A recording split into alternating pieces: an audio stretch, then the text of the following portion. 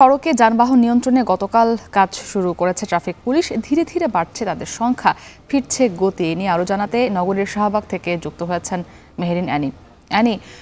গতকালের চেয়ে ট্রাফিক পুলিশের সংখ্যা আজকে কতটা বেড়েছে জানাবেন। সেই সঙ্গে শিক্ষার্থীরা কি এখনও সড়কে ট্রাফিক নিয়ন্ত্রণের কাজে রয়েছেন কিনা?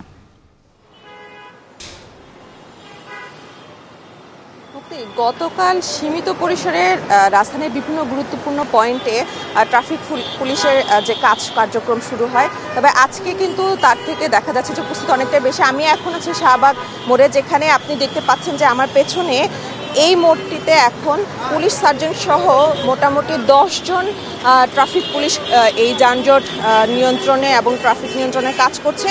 এবং আপনি দেখতে পাচ্ছেন যে এখানে আসলে সকাল থেকেই শুধু এই শাহবাগ মোড় নয়, বিভিন্ন গুরুত্বপূর্ণ মোড় রয়েছে, হাইকোর্ট মোড়, নীলক্ষেত মোড়, টিএসসি মোড়, এখানেও কিন্তু আসলে গতকাল যেসব জায়গাগুলোতে ট্রাফিক পুলিশ দেখা যায়নি আজকে কিন্তু সেই সব পয়েন্টগুলোতে কিন্তু ট্রাফিক পুলিশ এই রাজধানীর যে ট্রাফিক নিয়ন্ত্রণ সেটি করছে। এবং আপনি আরেকটি যে প্রশ্ন করেছেন যে শিক্ষার্থীরা আসলে আজকে কাজ করছে কিনা, সকাল থেকে আসলে বিভিন্ন পয়েন্টে শিক্ষার্থীদের না দেখা গেলেও এই কিছুক্ষণ আগে থেকে কিন্তু বিএনসিসি যারা বেশ কয়েকজন কিন্তু এখানে কাজ করছে ট্রাফিক পুলিশের পাশাপাশি, এবং যে রেড ক্রিসেন্ট, তারপর হচ্ছে স্কাউট, যারা বিভিন্ন সংস্থা থেকে বেশ কয়েকজন কিন্তু এই ট্রাফিক পুলিশের পাশাপাশি কিন্তু তারাও তাদের সাথে সাহায্য করার জন্য তারা কাজ করছে এই বিভিন্ন পয়েন্টে। এবং আপনি দেখতে পাচ্ছেন যে এই যারা আসলে রাস্তায় এখন আসলে চলাচল করছে তাদের মধ্যে অনেকটাই বেশ কয়েকদিন পর কিন্তু অনেকটা ছন্দ ফিরে এসেছে। এবং তারা কিন্তু বলছেন যে এই যে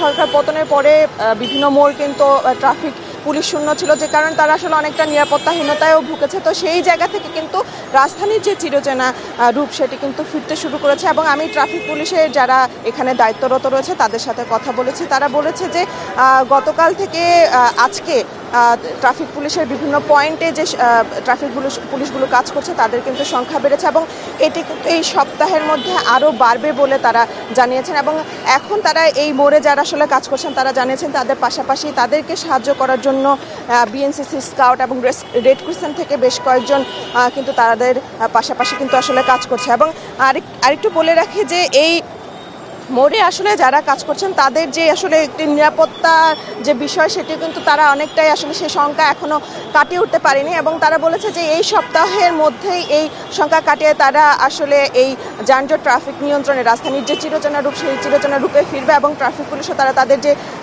নিত্যদিনের যে ছন্দ সেই ছন্দে তারা ফিরে আসবে। তো মুক্তি এই ছিল আমার কাছ থেকে শাহবাগ মোড় থেকে ট্রাফিক নিয়ন্ত্রণের সব।